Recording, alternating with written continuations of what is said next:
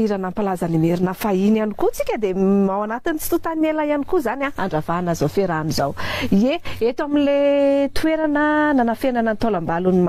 taolambalon'ny masina Rabodizafy Manjaka tsika zao Madame Lalaina. Eny ary zao moa zany tsika dia mahita le hoe toerana izay nanafenana ny mpanjaka Rabodizafy Manjaka. Fony rehefa tonga teto moa zany ny mpanjaka Rabodizafy Manjaka dia ny tenany mihitsiny niaraka tamin'ny zokony Lamatoa izay nanampy azy teto amin'ity vohitra ity nandrafitra an'izao toerana hitantsika maso zao. Ka rehefa nandeha moa zany ny fitondrana teto amin'ny vohitra n'Antsahadita tsy maintsy miambony olombelona. Rehefa niambony mpanjaka Rabodizafy Manjaka dia mbola nafenana amin'izao toerana hitantsika maso zao. Anisan'ny mbola mampiavaka an'Antsahadita zany ao anatin'ny vohitra 12 Antsahadita dia tena mbola hitantsika ny taranaka mivatana. Ka ireo taranaka mivatana avy amin'ny Rabodizafy Manjaka sendrinam-ponomeron'ireo miriorio izy ireo hatrany ampitan-dranomasina ka tsy eto Madagasikara. Ka raha sanatria izany ka hoe misy ny fahafatesana amin'ireo taranaka ireo dia mazava ho azy ho an'ny taranaka Rabodizafy Manjaka fa mbola misokatra ihany koa zany ny fasana hiafenan'ny taranany amin'izao fotoana resantsika zao. Izay moa zany tena hoe mbola mampiavaka an'Antsahadita. Eto ambonin'ny fasan'ny Rabodizafy Manjaka tsika mahita an'ity trano lehibe ity le tranomasina. Io tranomasina izay manoloana antsika io moa zany no mitondra ny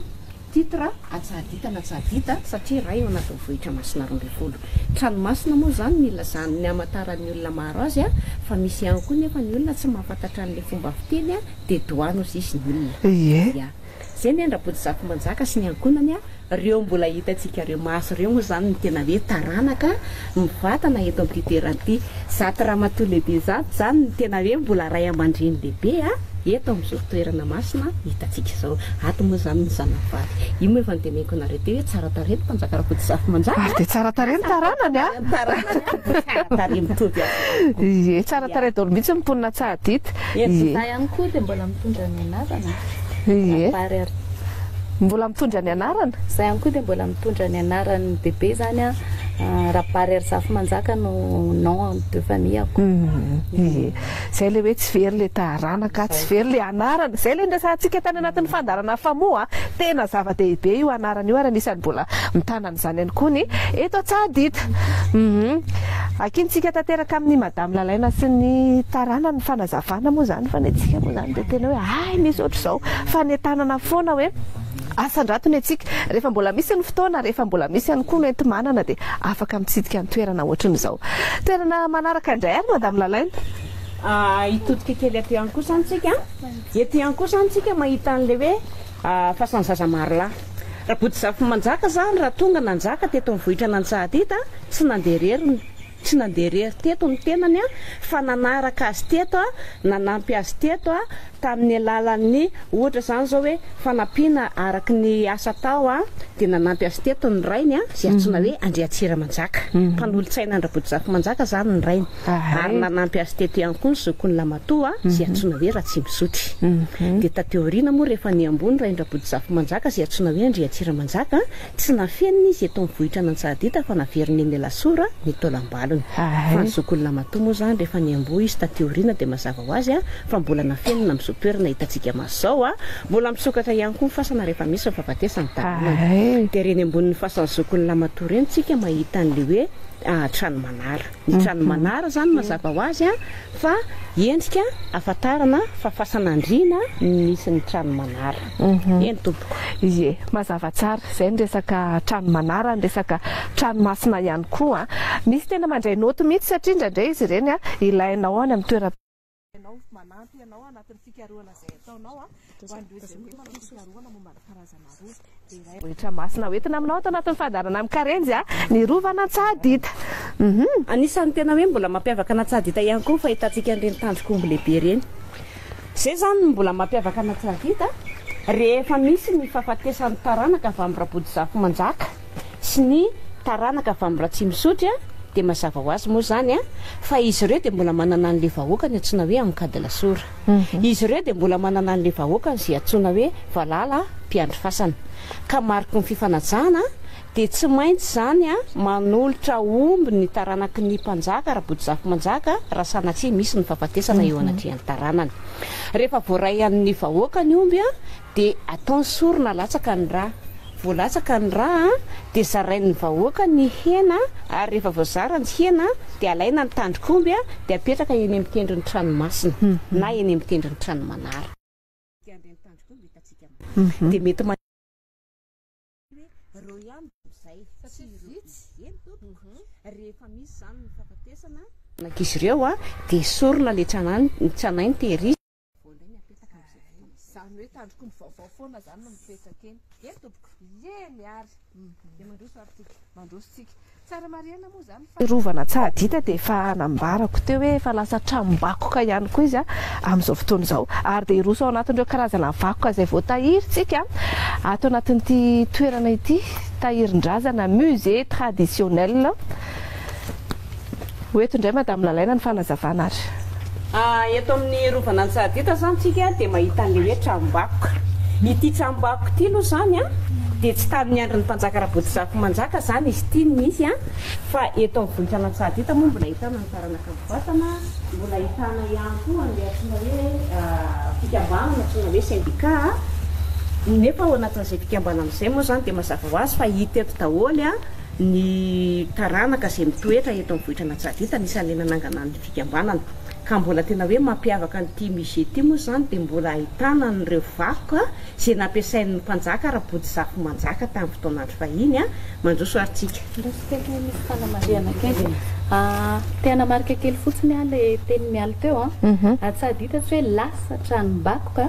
fa eto Tsahadita misy tranom-bakoka zay zany da mariana kely ihany koa zay atrehantsika zao zany foronina ho asiana le vakoka tranom-bakoka ny foronina ho asiana le vakoka tsika moa zany sady mianatra ihany sady mianatra tsika manohy fahalalana ihany koa tantarany Madagasikara daholo zany ka izy ity moa zany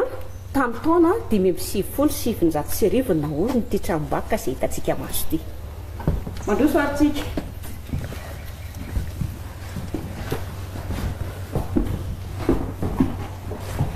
eny ary ato anatin'ny tranom-bakoka zany tsika raha nitsy tsika teto amin'ny varavarana dia nahita ny fandrianany Rabotsizafy-Manjaka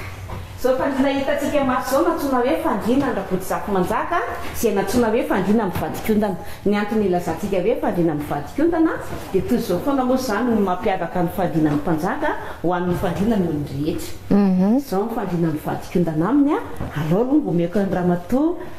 ray aman-dreny eto tanàna moa zany sady anisan'ilay natory ihany koa izy teo amin'ny fandriana misy mba melamelatra eny toko zao fandriana zao zany dia mbola tsy niova ary na niazo n'le fandriana dia tena mbola mafy hafa mihitsy zany le azo izay nikolokoloina sy nanaovana le rafitra nalaina ho anaovana le rafitra le fandriana fandriana vadikondana ozy izy ramatoa lalaina teo ny antony dia zao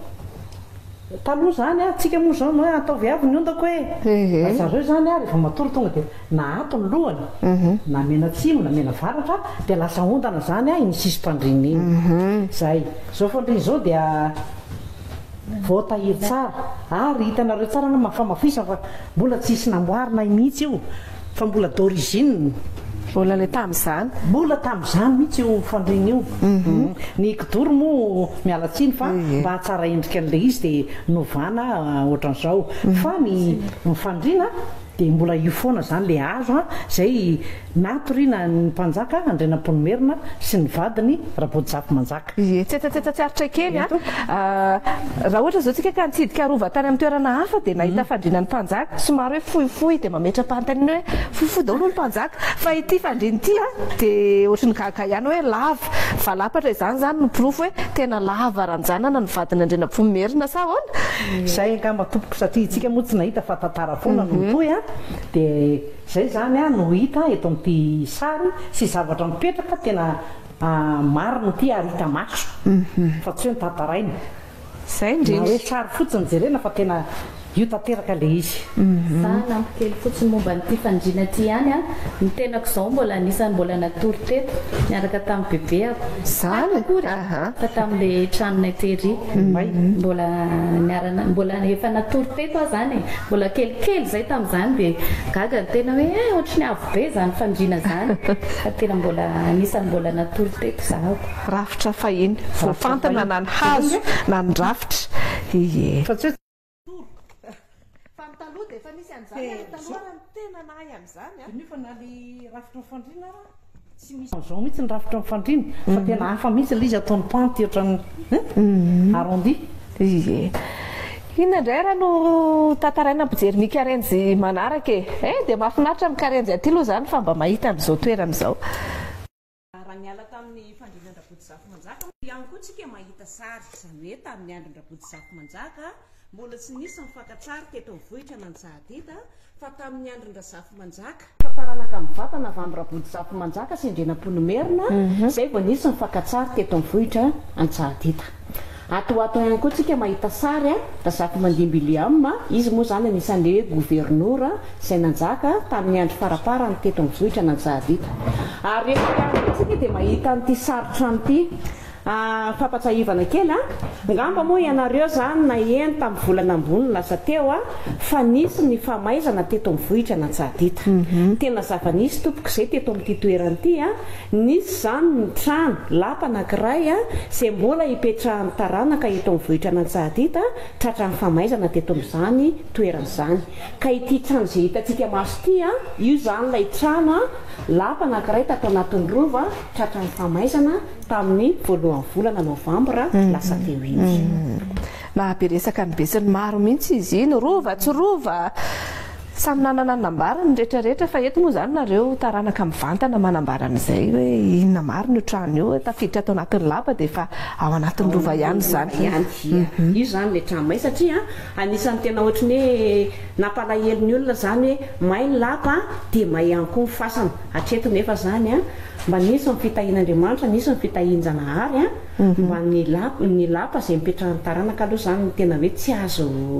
azo nataontsony tsy voavonjitsony fa nizahana hoe tena hoe mivonjena moa zany reo trano teto manodidina ny rova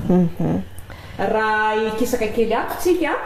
dia atotsika mahita n'le hoe vohitra masina 20 ireto le vohitra 20 izay tafiana andrenam-ponomerina fa iny rehefa resina andrenam-ponomerina ny fanjaka 20 miraharaha nezaka izy nametraka vady 20 mirahavavy aty ihany koa tsika mahita n'ity karta lehibe ity ao anatin'ny vohitra 20 dia ikaloha ny farany avaratra indrindra ary antsahadita no latsaka ampivoany indrindra ka eto antsahadita zany tsika dia mankasana vohitra 20 ary aranandrina no farany atsimo indrindra tamin'ny andro mpanjaka fahiny moa zany mbola tsy nisy zany hoe courant na lapsia fa nisy mampiavaka vohitra na tsahadita rehefa mamonomono ny mpanjaka dia sorona ny tsaboranome dia iny no hazana dia iny ny volavolaina atao sorona lapsia izay mahalehibe ny tavinjery ny mpanjaka dia mbola hitatsika ihany koa ny vata ity vata ity ihany koa zany anisany mbola miaraka ny fandrinan'ny mpanjaka fa iny reny mbola vata nampiasaina zany tena le mbola vata tena izy mihitsy io mihitsy io mihitsy le hazo vidiny fandrinantsika raha tsy vetivety dia tapatapaka iny no anjeretinge dia keo le vata zay kosa aloha empanasina fanolona fa tsy dia fa na izany raha mafy ety amin'ny vohitra na tsahadita tsika mahita karazana tsangam-bato misy ny atao hoe vato misy nono ho an'ny olona izay manam-pinoana tena misy reny vato ireny ary voajanahary izy ireny rehefa misy zany ny vehivavy manambady tsy mety mitoejaza betsaka ny olona mangatapitahina amin'le vato misy nono reny zany le hoe ny vato ao rahitana soa hosora menaka ary mety nanomboka teto izay fitenenana izay etoka satria miporifoana mihitsy zany ho an'ny taranaka fa tena misy le zavatra fa tsy honono taratara fotsiny eto ihany koa tsika mahita natao hoe vatolahy ny vatolahy teo anatrihan'ny taona midika fandresena ohatra zany zao hoe sanatriny zany nisy taranaka rabotsafy manjaka tsy hatra ny fahafatesana tany am-pitan-dranomasina tsy tafody teto an-tanydrazana ny razana rasana tiny misy zay zavatra zay a dia ny fianakaviana zany nakeo amin'ny fasan-drazana nanajoro amin'ilay vatolahy mba ho mariky ny fiononana fa very any an-tanin'olona ny taolam-balon'ilay taranaka zay zany midika an'ireny vatolahy hitantsika akaikina fasana reny mbola hitantsika ihany koa ny fasada-biby fa iny ela be moa zany a nenindrina rehefa tonga amin'ny toerana tongavana izy dia zava-dehibe ataony voalohany indrindra dia manamboatra ny fasan-drazana ka ivato miantona ambonina ifasana miantona ambonina vato lehibe io a dia nisy ny andrina natao abiby fa iny a dia nanamboatra ny vato hitantsika masoa io andrina io matao abiby kanefa izy manao ody biby rehefa misy ny ela ho an'ny biby dia haina manasitra anazy dia rehefa vita samatsara ny fasana nanafatra ny vahoaka izy tateoriana fa rehefa rehefa izy a nafenina tena ny taolam-balony a petahana anarana ny vato lehibe natsona hoe fasandra-biby a fa tsy misy ifandraisana amin'ny ambotra-biby mazava tsara zay aoka tsy faomaofao ny tantara tamin'ny andron'ny mpanjaka mbola tsisy ny fitaovam-pitaterana ny filanjana ny solona fitaterana tetỳ amin'ny vohitra nanjahadita ohatr'izao zany miendriky ny filanjana tamin'ny androny Rabotsizafy Manjaka fa indy rehefa mandeha zany ny mpanjaka dia tsy maintsy vonona ny vatan-dehilahy maromaro no nanjazy amin'ny filanjana mbola le rafitra fahiny ihany tony mbola le rafitra fahiny ihany izy io a saingy ny mpanjaka Rabotsizafy Manjaka aloha zany a somary efa nisy ny fahasovana fa izy ity a dia filanjana dokotera teto amin'ny vohitra nanjahadita fa ohatr'izao zany ny endriny fahiny ohatr'izao ny endriny fahiny sao dia misy mantsy miteny ary kelikely zany ny mpanjaka lehibe ny mpanjaka hony a lavaranjanana fa ny azy efa nisy fahasombana zany tena karazam-bakoka maro mihitsy ny teto amin'ity tranom-bakoka anankiray ity ato indray tsika ary zao Tsahadita mihitsy eto amin'ny rovana Tsahadita miavaka raha samy rova moa zany amin'ny fananany arena maro samihafa eto indray tsika zany zao eto zany tsika dia mahita nyreto karazana fitaovana maromaro reto ato anisan'ny mampalazana Tsahadita ny hoe ny zazavavy tetỳ Tsahadita ny tsara soratra indrindra ekeny zany a zao zany ny soratanan'ny ankizivavy a tamin'ny andron'ny Radama i Radama no nitondra an'ilay missionnaire anglisy natsoina hoe Royal Will napiditra ny finoana LMS rehefa tafiditra samatsara ny finoana LMS a nanorona trano ihany koa izy ireo a ary rehefa voaorina ny trano dia nangataka zany ny teto toerana mba asiana fampianarana ny ankizy manoratra dia rehefa natao moa zany ny fianarana dia zao ny soratanan'ny ankizivavy a tamin'ny fotoanandro fahiny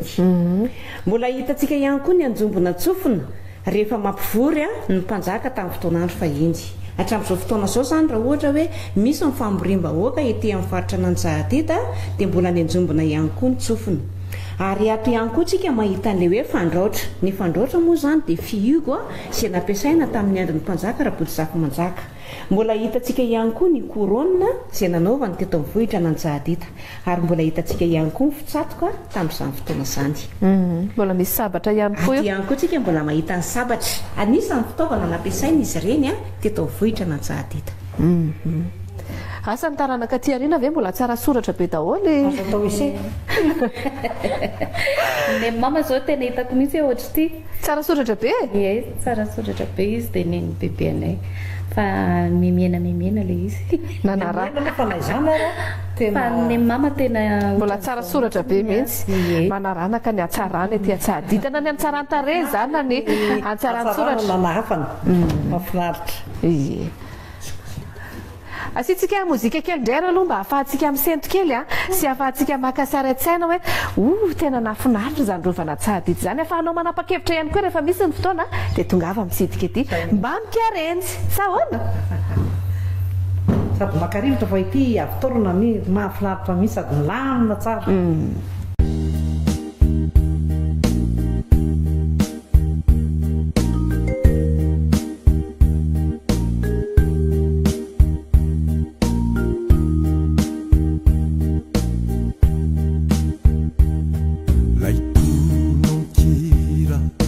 soratako ho anao fahiny raha toka misy misoniako any azatsiny mba hangalao komakely ange ka hazafady fafa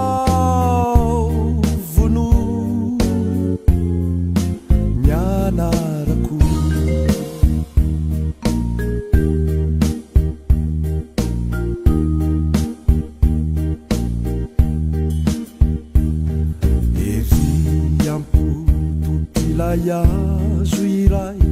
faleantsika nasiho sary fo iray hoe fo iray santsika voasiho treo ny anarantsika ro kara mandalo eo ianao vono ny anarako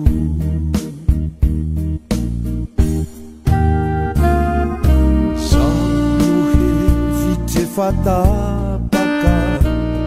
fa mety isika raha misaraka tsy zaho irery no ny fidy fa ianahoko nandramantsika ny namerina ilay fity fa tsy niverina kahaokizay atao ahoana mo tsy anjaranga ny antsika ro tantara sisa no tavela fa tsy hay vonoina ny lasantsika nefa aokamba ho adinoina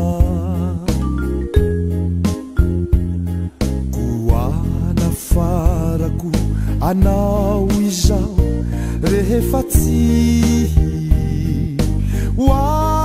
hoanao vono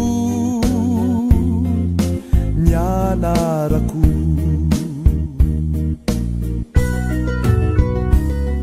satria efa noroahinao hiala tato ampoko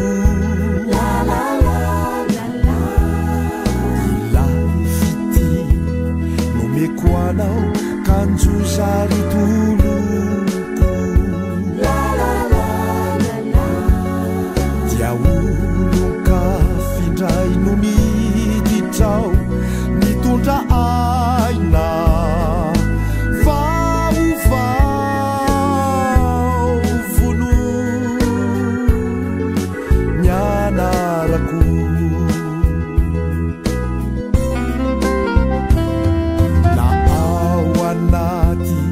diarinao na eny ambany sary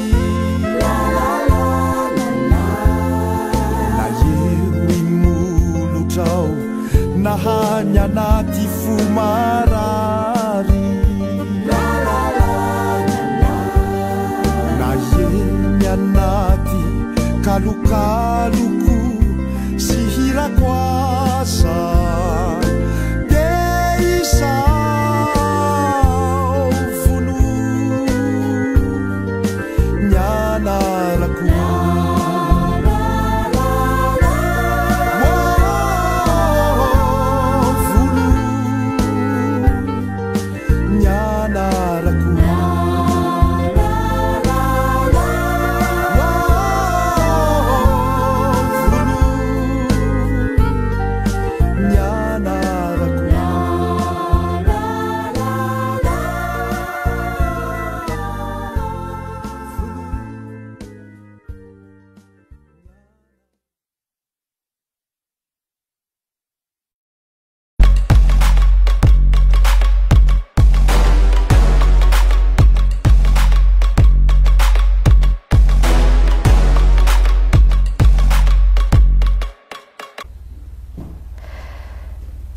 Ye, zao hitantsika amin'ny sary zao a, trano kely io a, fa ohatrany hoe tena izy rehefa jerena amin'ny sary, zany hoe mampiseho ny endrika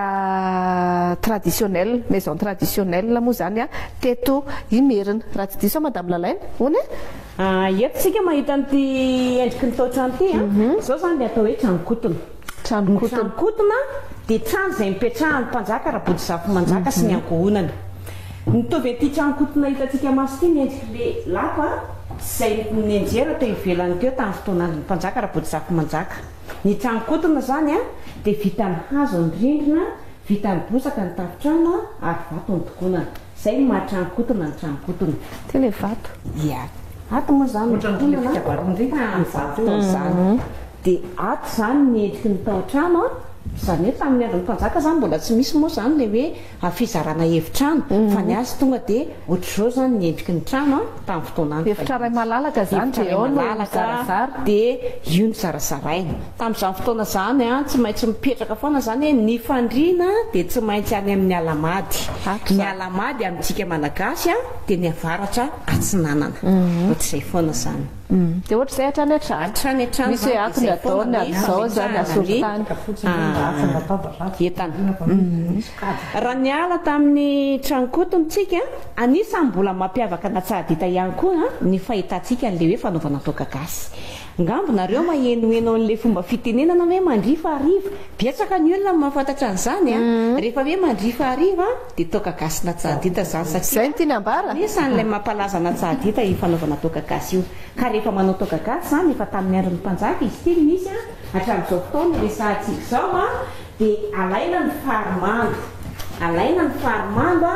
dia apetraka ambony akalana dia torotoroana izy ty rehefa torotoro izy dia manome endrika sahala amin'izao rofiny eto zany le fary rehefa potipotika dia atao anatina rano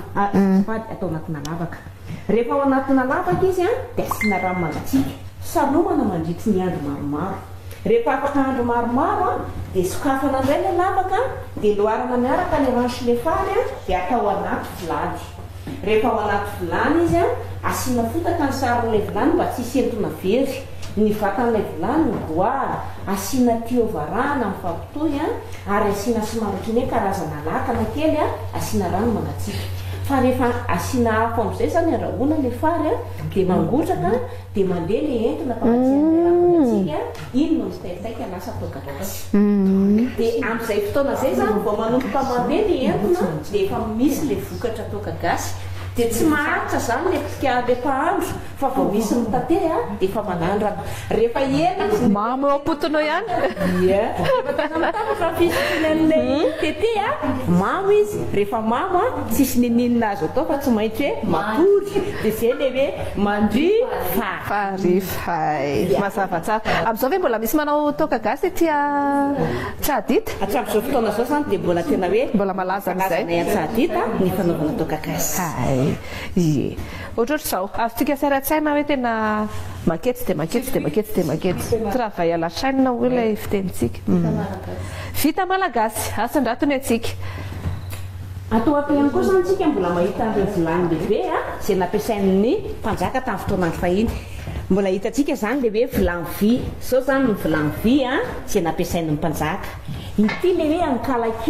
ankalakely le sezakely ipetrahan'le zazavavy izay mikarakara ny sakafon'ny mpanjaka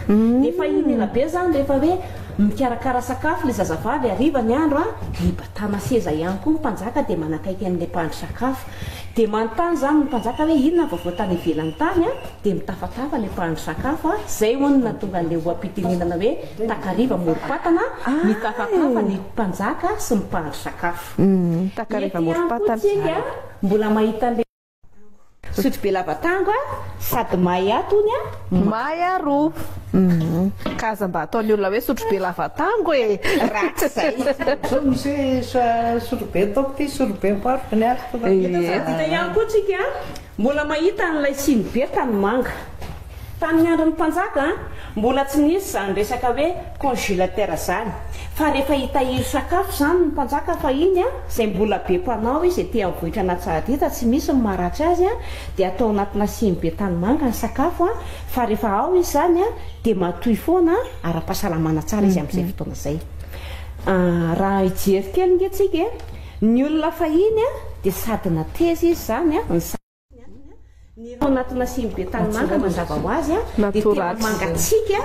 tena hoe azonaina tsara izy zany dia izay no nahasalama ny olona vahiny mbola hitantsika ihany koa ny karazana zinga reny zany ny zinga fampiasa fahiny mbola hitantsika ihany koa le hoe voatavo mota hoan'ny ankizy tsy moa betsaka ny tsy mahalala an'le voatavo mota zao zany le hoe voatavo mota fitoeran-tsira izy tony tamin'ny andro fahiny mbola hitantsika ihany koa moa zany a Fera. ia fera apetraka ambonina voanafo izy ireny a dia rehefa mafana raisina amina vorodamba dia hipasohana Ary mavesatra be mihitsy izany fery zany. Tena mavesatra. Indray misoka fotsiny dia fa mbola nampiasa an'ireny mihitsy. amin'izao ara moa zany ny zavatra hoe mahafinaritra zany a ny tanora amin'izao fotoana zao zany miezaka mamerina n'ilay fitaovana izay nampiasain'ny mpanjaka tamin'ny fotoana andro fahiny. mahafinaritra zany. Rehefa vita ny fera, eto moa zany feno karazana zavatra maro tsara ho fantatra feno vakoka azy aty amin'ny rovana Tsahatita. Ny mpanjaka indray namponomerina moa dia nanana n'ilay oam-pitenenana izy manao hoe ny mosary ny fahavaloko. Efa tamin'ny andron'ny mpanjaka Ravodizafy Manjakavadina zany ny efa namboly vary izy teto amin'ity toerana ity anisany mbola tombiasan'ny taranany amin'izao fotoana zao. Zao sationana fitaovana nampiasai hita maso zao zany dia anisan'ilay fitaovana izay mbola nampiasain'ny mpanjaka tamin'ny fotoana andro fahiny. Ary mbola anisany nampiavaka ny toe-tsain'ny mpanjaka tamin'ny fotoana andro fahiny zany manana vary izy, manana laona izy. Karaha nisy zany ohatra ny feo ratsy tany ambadika tany fahiny dia naneraka ny ankizy vavy no mpanjaka ny toto vary navadika koba. Rehefa vita ny koba dia natao mihitsy le hoe manaova mofo gasy. Zany hoe niraisina indray zany dia oam-pitenenana hoe raha misy ny tsy tia Toto koba atavy. Mbola teto ihany koa ny angan'izay fiteny izay. ihany koa teto amin'ny vohitra Ary maromaro ihany izay karazana oam-pitenenana ny ainga avy eto Tsahatita izay, Madame Lalaina. mpanjaka teto Tsahatita moa zany dia tena hoe nampianatra ny vahoaka izy zany. Anisan'ny mbola mampiavaka na Tsahatita ihany koa mbola fahitantsika ny ravikazo izay misy eto amin'ny vohitra na Tsahatita. Satria feno karazana hazo eto, feno karazana ala hitantsika tany ivelany tany fa maitso mavana mihitsy ny tanànana Tsahatita. Ato ato tsika dia mahita ny karazana ravikazo eto zany tsika dia mahita n'le hoe isana motana rony aviavy ho an'ny olona fahiny tamin'ny andron'ny mpanjaka fahiny tsy mbola misy zany hoe comprimé fa nentina foana zany hoe rokandro no nitezaina ny olona tamin'izany fotoana zany. Raha ohatra zany zao hoe nisy ny zaza ny tioaka fahiny dia nalaina ny ravina viavy dia io ny tenenana misy ihany koa moa ny olona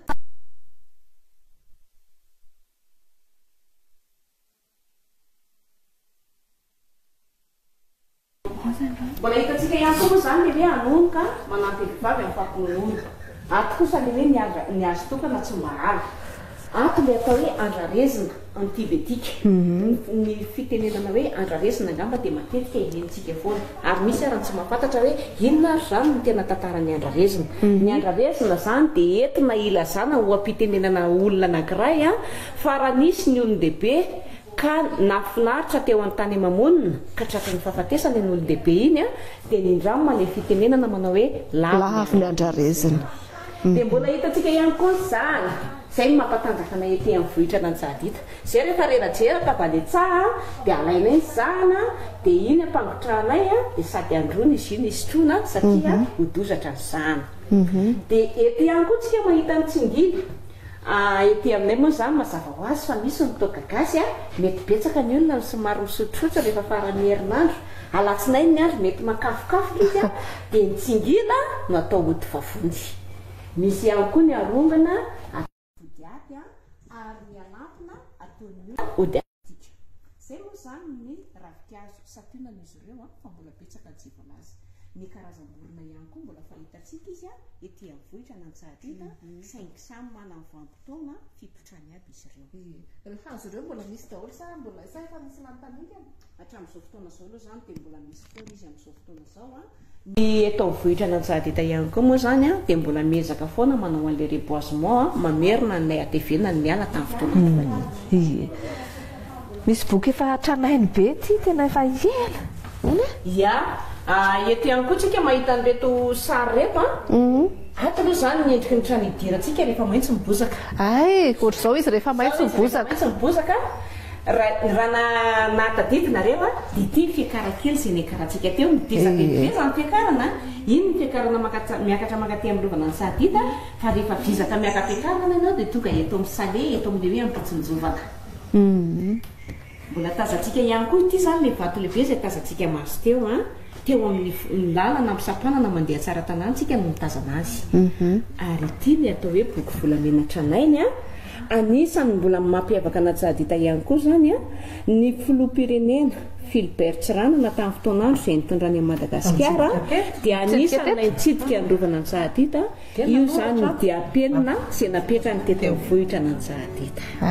Boky volamena ary mbola voatahiry mandraky tiany Androany. Hatramin'izao fotoana iresan'izao zany tehirizmvana hoe nandalo teto Antsahadita zay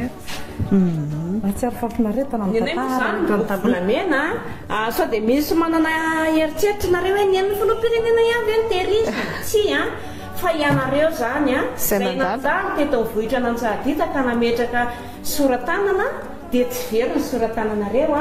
fa reto ny boky tranainy ny soratananareo fa tsy very akory. Zany hoe rehefa mba makaty zany dia mba metraka diapenina kely maro fahatsiarovana hoe nandalo teto raha izao zany zao ianareo mametraka diapenina eto amin'ny boky volamena dia lao mba metraka diapenina hoe nandalo teto ny Malagasy TV.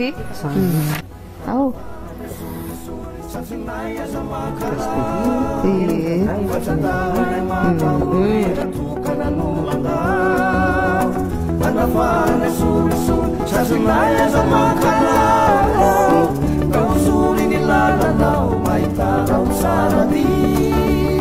favalu netizo efatufuganimiti fanyanao no alina usulafa kisatuli ifatsara tsara atinungeti akifijaini makalao ulafata zirapiti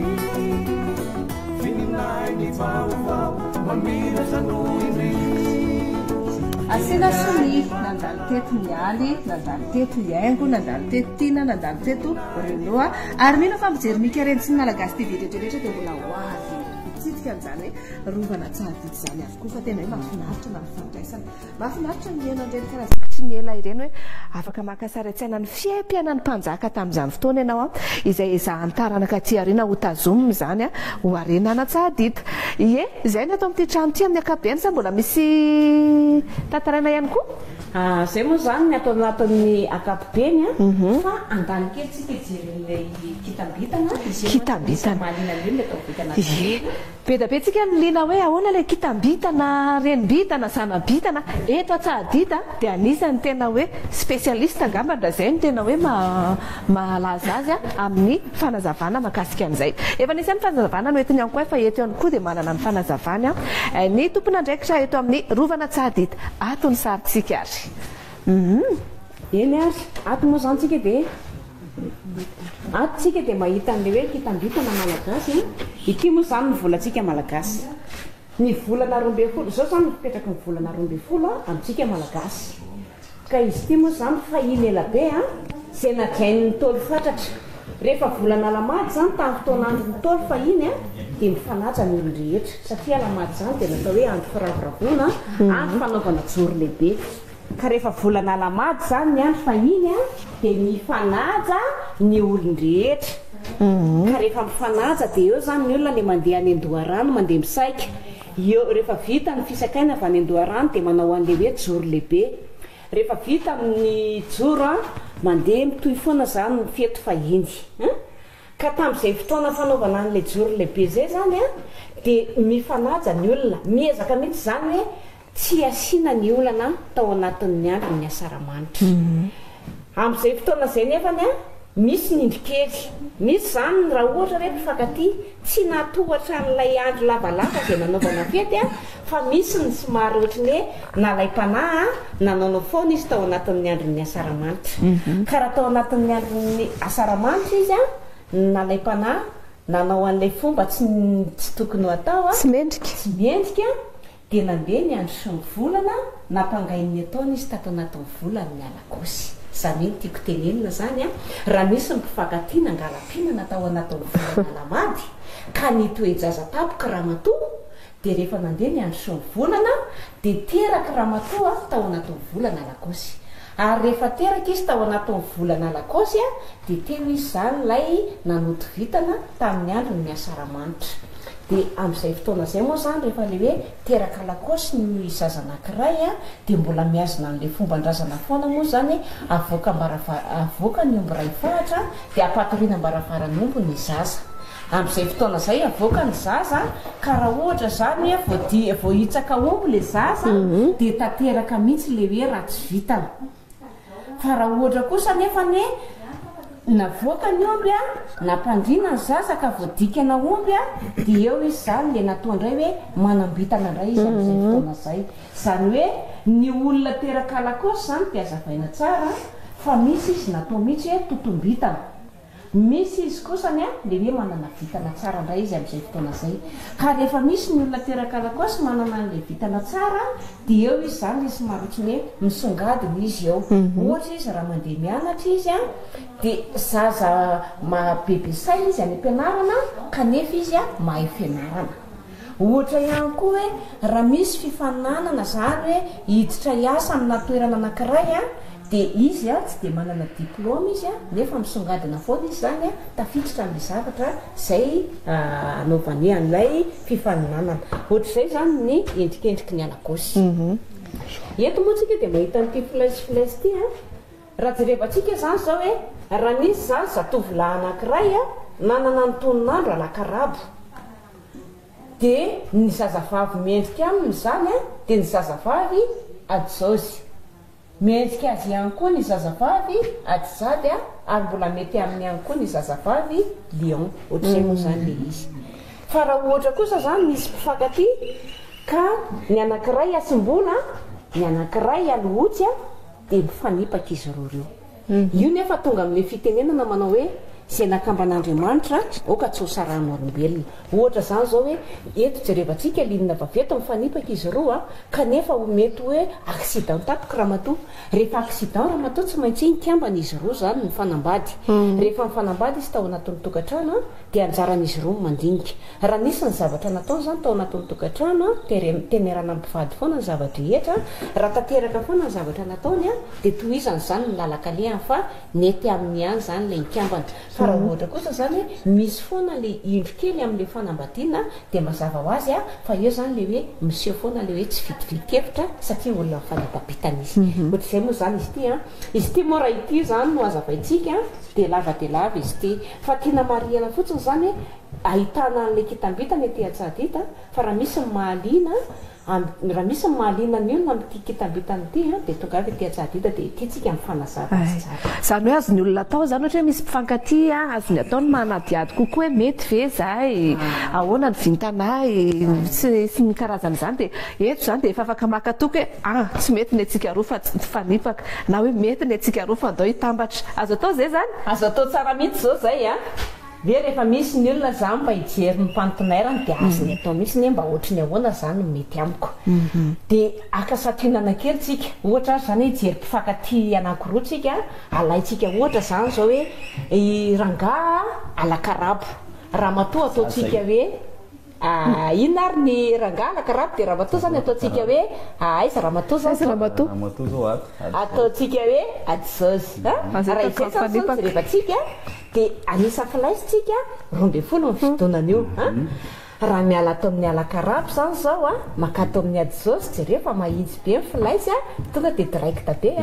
tsotra be mahitsiny zany hoe ny alakarabo zany dia tsotra ny adzaozy. Fa ny adzaozy isaitsika ny filaisy mandeha isa roa telo efatra dimy enina fito valo sivy folo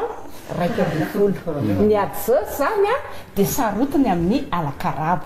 Io zany raha io zany no azavaina dia hoe ny alakarabo dia olona tena hoe manam-pitiavana be an'ilay olona adzaozy. Fa ilay olona adzaozy koa manam-pitiavana an'ilay alakarabo fa ny indro kely zany dia kizitona ilay adzaozy raha mihoatra n'ilay alakarabo. Ary raha ohatrohatra kosa nefa zany hoe misy ny problème eo anaty an'ny alakarabo sy ny adzaozy ka raha avy amin'ny alakarabo ny fototry ny olana dia mora zany ny amahana an'iny problème iny. Fa raha ny adzaozy misy olana dia sarotraritra ny amana ny problème. Ie ka eto zany ndreo anao moa zany a hoe anisan'ny joro vavolombelona izy hoe alakarabo sy ady zaozy dia mba anotanitsika ihany koa izy madame Lalane hoe marina ve zay marina ve izy teo renao tena marina eto vao manaiky marina kisitizitany raha fotsy ie toy ihany fanazavana satria manararoatra izany antiny ady misana sy alamaty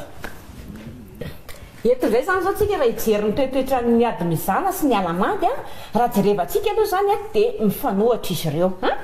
mifanohatra izy ireo ka izy io zany a ianao mandinika jerevantsika mifanohatra ny olona anankiroa raha mifankaty a fa amin'izay fotoana izay zany mandeha eny le fitiavan'olondroa raha ohatra zany io ny tonga n'le fitenenana hoe izay nakamban'Andriamanitra aoka tsosaran'olombelona raha hita aminao zany fa hoe mety aminao fitiavana an'le zazavavy na dia mifanefa n'le hevitra dia tohizo le izy fa raha ohatra kosa zany hoe raha mba mananga-kevitra ianao dia manangana le zazavavy a manohatra anao foana dia raisoanabavy izy a fazavetina anaty mandeha ihany koa ny afatra ato hoe raha ny alamady sy ny ady mizana indray kosa madame Lalaina manao ahoana raha ny alamady a sy ny ady mizana zay ny niteneniko ohatra ny teneniko teo zay mazava tsara ohatr'izay moa zany le izy e misy manaraka ihany koa hoe raha mandeha ny alakarabo sy ny adijady raha mandeha indray zany ny alakarabo sy ny adijady eto a dia jerevantsika zany raha miainga ato amin'ny alakarabo ny filaisy a dia isaitsika ny filaisy a isa roa raha miala ato amin'ny adijady ny filaisy a dia isaitsika isa roa telo efatra dimy enina fito valo sivy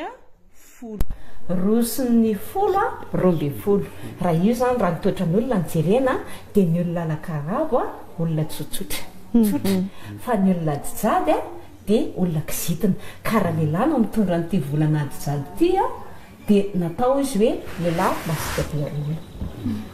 ie ho lava dia lava ty fanazavana ity satria dia raha kopana mihitsy ny commentaire hoe rehefa inona dia inona dia inona fa fanentanana zany hoe tonga ava ty ho lanitsika eto ny fotoana rehetrarehetra ady mizana ihany koa eny somary misy kilema kely moa zany izy ireo a izy ity moa zany zavatra hita fa ho tantaraina fa tsy haika ny olona moa zany manao fahamarinana raha ny vehivavy hono ny adoro a dia vehivavy bebe kizitina fa bebe ranomaso morakivy izy zany be zany hoe be kizitina izy a nefa olona morakivy izy dia mampalahelo ndray kosa nefa ny raha lehilahy no asombola dia ny lehilahy asombola aloha zany dia matetika lehilahy tsotsotra ohatry ny hoe lehilahy malefadefaka dia matetika izy zany eo le hoe mety ambady amin'ny raha ohatra zany ka hoe aloha tsy tebetaka fa sao tebetin'olona raha ohatra indray zany hoe alamady sy asombola no tafaraka satria misy manontany an'izay ihany koa ato anaty commentaire atsika ato madame Lalaina sy asombola to ny alamady sy ny asombola zany zao dia mifanohana tsara ny asombola dia direct amin'ny alamady fa ny alamady a dia izay misy 1 2 3 4 5 6 7 8 9 10 11 ny alamady zany a misy indro amin'ny asombola mazava zany hoe ianao zany raha ao anatin'ny tokantrano dia afaka hitsarana hoe ty vadiko ty kizitizitina mahitsiny io zany c'est be filaisy a bebe problème io zany tsy voatery mpifankaty a fa nampiraita-po io na mpianaka io a na mpinamana mipetraka foana io dia mahatsara n'ity zany a izy ity zany a mikainzikainzy foana hatrany hatrany fa raha ny any anatin'ny gazety sy ny hatrany zany jerevantsika dia misy mahasamy hafa anazy zavatra io fa eto izy loha zany dia tena hoe mitoetra mihitsy izy ity ie somary valapatra bebe kokoa tsika tato a valiana manaraka daholo fa tsy araka ntsony ny famakina le commentaire rehetrarehetra ato fa inona indray no antsika manaraka madame Lalaina zay moa zany ny hitantsika tato anatin'ny musée a andeha hivoaka kely tsika dia andeha hijery ny endrika ivelany artsika zao ao anatin'izay a dia asitsika mozika mahafinaritra inona ny tononandronao a inona ny tonobitanao a tongava ty raha ohatra ka misy mampitebiteby zay rehefa avy eo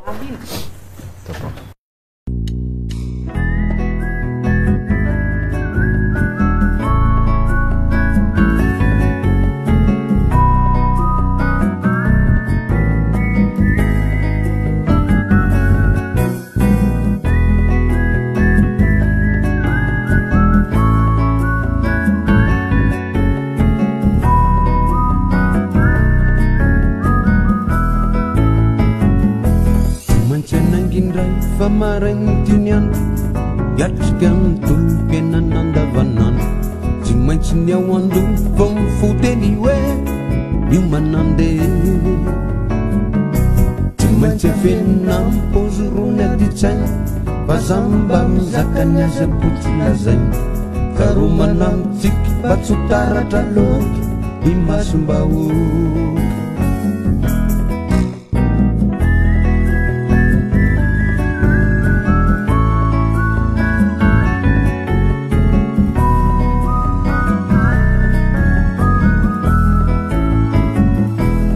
manjeretaneny mbo mipetrandro ratsy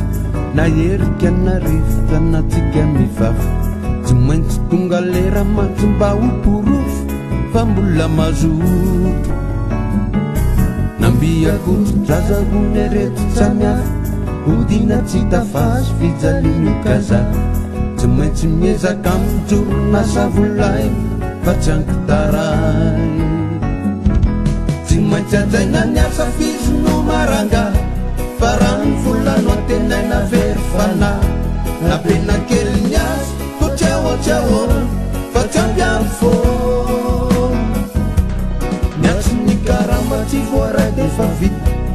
kontotosan'olona ho alo tsisy fika nerondra tsisy dimy andro no avinandray le famikolay tsy maintsy nitsikaraka amin'ny ambony ampanga fomba mahita rirany amenony izay mpanga raha zay tsy maintsy andrehitra tany mena ko misy jereny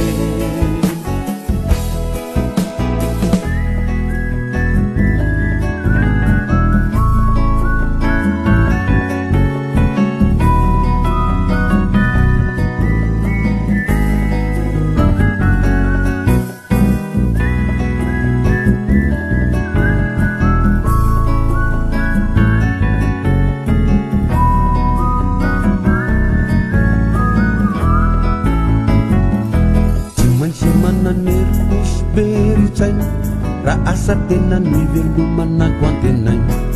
miandrotsiky mbitana ipimasonily fomba velokily jafitafy randrana manendriky ny afa raha sarangatsotra ny faniorena baka satria tsy ho lasa mpananana ambonina oviny ka leo manginy tsy maintsy latsabavaka mitiretirety raha totry ny andro mafy tsy tokomba revety tsy mananjolo kifikifika marito na de andro fo rekolonga kely tsy mahay tsy misy mampandeferanao kitrosana indrisy fanlehibe zatra miafy amin'ny rehefa tananda sy afaka nanambavanakotai hoan'ny retirety zay saina fi fa de tsy maintsy okina amilay ratsy to zay mety aso fa de tsy maintsy okina amilay ratsy to zay mety aso fa de tsy maintsy okina amilay ratsy to zay mety aso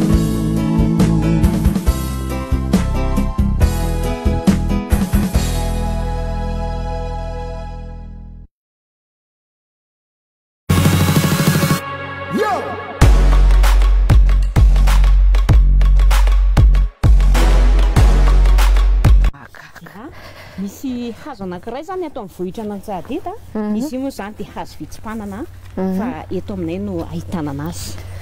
Inona indray ary zany hazo mahagaga zany, inona indray fahagagana hoentiny eo amin'ny lafonin'inona sy eo amin'inona rehetrarehetra? Eny ary efa nolazaiko moa zany fa iny ela be dia natevina ny ala teto amin'ity vohitra Antsahadita. Rehefa natevina ny ala dia nisy an'ity hazo lehibe ity naniry Voajanahary. Io zany le atao hoe hazo mivadina Antsahadita na hazo malay misaraka. Voajanahary izy io tsy nambolena sy mivole tanana io fa Voajanahary. Voajanahary tsara ihany mantsy ny makatoky tsara zany vatakazo lehibe roa samihafa izy ireo. Jerevantsika ny raviny ambony hasina lahy hasina sy aviavy. Hasina sy aviavy zany izy ity. Tsika vehivavy sady misy voniny tsika misy rononony. Fitambaran'izy roa miaraka ny ilazana azy hoe hazo mivady na hazo malay misaraka. izy ty zany araka mahazo roa samihafa azy dia natao hazo mifankatia satria fifankatiavana ny resahantsika eto ka rehefa tonga zany fa 14 volana février dia mahaliana ny olona ny tonga eto vohitra n'Antsahadita mangatapitahina amin'ilay hazo hitantsika maso. Tsy voatery fifankatiavana ihany nefa izay ahorona no angatapitahina fa misy ihany koa zany ny fanambadiana izay manana disadisa amina fifankatiavana, misy tsy fifampitokisana dia betsaka ihany koa ny olona ny tonga mangatatsodrano mba amahana an'ilay olana. Ka rehefa tonga ny olon-droa angatapitahina eto amin'ilay hazo dia mitondra hasina izy. Rehefa hoetiny ny hasina dia apetrany eo amin'ilay toerana ohatr'izao hitantsika maso zao. Rehefa voapetraka soamatsara ny hasina tonga mpifankatia anankiroa ny lahy mitehana ny hasina, ny vehivavy mitehana amin'ny aviavy. Rehefa samy manoloana izy roa zany dia eo izy no milaza ilay hetaheta-pony na fitiavana vao ahorona io na disadisa fitiavana tiana ovahany io dia eo izy roa milaza ny hetaheta-pony. Rehefa manao an'izay zany mifankatia dia mahatoky tanteraka izy fa tena hifiambana soamatsara. Tsy voatery ny resaka fifankatiavana ihany nefa ny andehanan'ny olona amin'izao hazo manakasina zao. Ohatra ihany koa zany zao hoe misy ny zazalahy tsy anasa, misy ny zazavavy andeha hiampita ranomasina, misy ny olona tsy salama na lehilahy na vehivavy, misy ihany koa ny ohatra hoe manana hetaheta-po andeha hanao fitadiavam-bola ohatry ny hoe mba misy afera kely hitany zany dia betsaka ny olona ny tonga eto. Ka amin'izay fotoana izay moa zany tsy voatery olon-droa miaraka fa raha olona manam-pikasana no zavatra manokana ka lehilahy izy dia ny hasina zany no tehenany io no angatany azy izay hetaheta-pony. Raha vehivavy izy dia ny aviavy. Zay zany no endrika mahasamihafa ny lahy sy ny vavy. Tiako nefa misy tsesatsesa ary tena zavatra tena misy teto amin'ity vohitra ity misy zany le mba miala avany ny zazalahy te OPD iny dia eto izy. Tena zava-misy zany? Zava-misy zany. Tena eo izy zany. Misy koa moa zany mba hoe te ho sarisarim-bava. Amin'izao toerana hitantsika posiko nga sarisary zavatra tsy tokony ho resahana zany nefa resahana. Nefa zava-misy. Betsaka ny olona manao an'izay fombafomba zay. Dia ny tena finoana amin'ity zavatra ity moa zany ny tena marina dia ny fangatahanao eto am-potony sy ny fitehenanao. Zay zany ny tena hoe zava-dehibe ilay fandehananao eto am-potony. Betsaka ny olona nefa tsy mahatoky tena fa nefa avy mangataka sy mitalao ary izy dia mbola kikisany ilay hazo manaraka azy. Tsy izay nefa ny tena izy fa ny finoanao eto am-potony. Dia raha tena hoe ho fantarina ary ahoana ny tena mahavavy an'ity aviavy ity dia somary mivadika kely etsy ianareo fa fotsika mahavavy azy. Tena mahaliana mihitsy zany tena mahaliana ampijery. Aza misaraka Malagasy TV mihitsy aloha fa hoporifoina hoe ahoana marina moa zany mahavehivavy an'ity hazo ity. Eto mahita anazy tsara? Eny ary. Za kosa angamba tsy resaka betsaka fa zao ny teneniko anareo hoe io hazo vavy ny ilazana azy dia alay voatsaina hoe sarina vehivavy mitsongolo izy ity. Mbola tsongolo paty. Tanareo tsara moa fa mahazo vavy azy tsongolo sy ilay hazo mba tsy hitovy betsaka izy hoe tia fotrany. Io fotrany zany. Azoko tsara le io natao hoe hazo vavy mitsongolo efa notanina ihany tsika zao. Rehefa ao anatin'izay fombafomba izay moa dia misy zavatra hoentina zay rehefa mangataka ianao sa hoe na tsy mitondra ary ianao tsy manino. Io moa zany le efa nivaliako teo hoe amin'izay fotoana izay rehefa tonga ny olona tonga mangataka amin'ilay hazo dia ilay fitehenana sy ilay finoana no zaraina tao amin'ilay hazo ny zava-dehibe. Zay zany tena zava-dehibe. Fa misy ny olona ohatsy mahatoky tena dia mahazo fitahiana ianao dia miverina aty ianao dia mahazo fitahiana dia ilay zavatra omena an'ilay efa hoe azo hoe mosorina tantely be sa zay ilay hoe vato nahitan-tsoa soramela. Zay zavatra izay ndraika miankina ny hetaheta-pony olona raha ohatra zany ny olona tonga anankiray dia ohatsy amin'ny ranomasina zay. Tsy voatery ny hazo masina ihany fa misy ny olona miditra ao anatin'ny ranomasina. Misy ny olona makeo amin'ny vato masina, misy ny olona tonga eto amin'ny hazo masina. Rehefa mivaly ny hetaheta-pon'ilay olona dia izy no mahatsiaro izay voadina ataony mangina. Misy ihany koa nefa mangataka fanazavana manao hoe izahay dia anisan'ilay nanao an'ilay voady tetỳ Antsahadita vita soamatsara ny voadinay inona no mba zavatra ataonay dia amin'izay fotoana izay moa zany izay zavatra hoe ilainay atao anatin'ilay vohitra no angatahanay raha sakafo fanimbanina. dia zerina kely amin'ny resaka mpifankatia tsika raha ohatra zay le mpifankatia tsy mitovy ny tononandrony dia hoe tsy mifanaraka tsy mifanentana mihitsy dia afaka mba manitsy an'le vitany eto izy hoe tsika efa mifandaka vitana fa andao mba hiaraka eto tsika fa tsika te hiaraka fotsiny. Raha izay moa zany no zavatra hoe misy hoe mifanipabitana ny olona anankiroa hitan'izany fa hoe mitranga foana le problème dia azony ataony mangataka eto amin'le hazo mba hifanitsy ny vitana izy zany mba tsy hifandratra amin'izay fotoana zay nefany amin'izay fotoana zay nefany misy zany ny voarina amin'izao toerana zao misy nefa tsy voarina fa tsy maintsy ilana ohatry ny mpanandro kely amin'izay fotoana zay. Amintsika malagasy anie zany hoe manarim-bitana zany tsy ratsy fa zany hoe io moa zany samy manana finoana ny olon-drehetra dia misy manimbazimba hoe rehefa manarim-bitana ny olona anankiray dia ho klasiana hoe zavatra hafa foana kanefany zay malagasy malagasy. Fanampiako fanazavana momba an'izay satria eto amin'ilay fankatiavana zany tsika hitanareo le vato latatsy misy vazaha tonga teto mihitsy tamin'izay dia anjoro teo izy dia araka ny fanazavana izay nametrahana nreto mpitaridalana eto Antsahadinta reto dia manazava ohatry zany avy any La Réunion le vazaha za mihitsy no niresahany dia teo izy tozy izy ianao ozy izy ny ray aman-dreny eto tena ohatra ny nataon'Andriamanitra mihitsy ozy izy sendranao amin'izao fa izaho ozy dia tsy niteraka dia nanazava ozy izy tsy nanome fanazavana reto mpitaridalana reto dia nankatapitahina ozy izy teto amin'ity vato lahy ity le tetsy amin'le kaikin'ny musée hitantsika teo aloha teo telo volana taoriana ozy izy dia bevoka ozy mivadika tena saotra voalohany indrindra ozy izy saotra n'Andriamanitra aloha dia nanao ozy eo tsy maintsy verina ozy izy eto amin'izao fotoana eto Antsahadinta satria nahazo soa ka dia anao ozy izy sorona eto dia nitondra akoho izy dia nataony teo satria akoho moa no moramora hoe entina dia akoho no nivorony teo nalatsany teo ny raha an'le akoho dia nanao manome fanomezana izy niditra tao an-trano manara dia nanome fanomezana teo arak'izay ilainy fa izay moa tsy mametra hoe tsy maintsy izao na tsy maintsy izao satria soa tolotra avy amin'Andriamanitra ny tena voalohany indrindra nazahoana izany fa tena faly izy satria nahazo zaza dia tonga teo tena ohatra nataon'Andriamanitra hitsy mihitsy ozy izy hoe zao anao tonga etokoa ozy izy ka dia misaotra nareo izy tena tsy adiniko mihitsy dia voatra Antsahadinta ity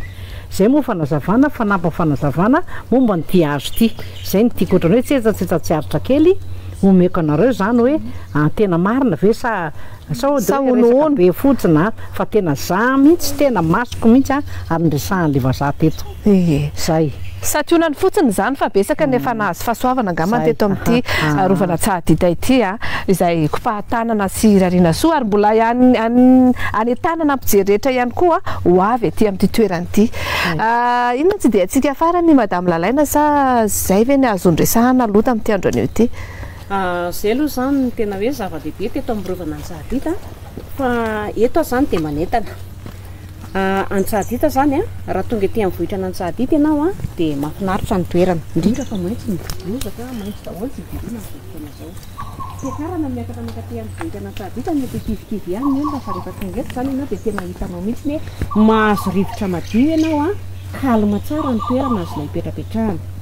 Eto amin'ny vohitra n'Antsahadinta ihany koa ianao dia afaka izahay zany manentana mihitsy ny tenanay hoe manentana izahay fa toeram-pitsidihana mahafinaritra Antsahadinta manana toerana malalaka izahay aty ambony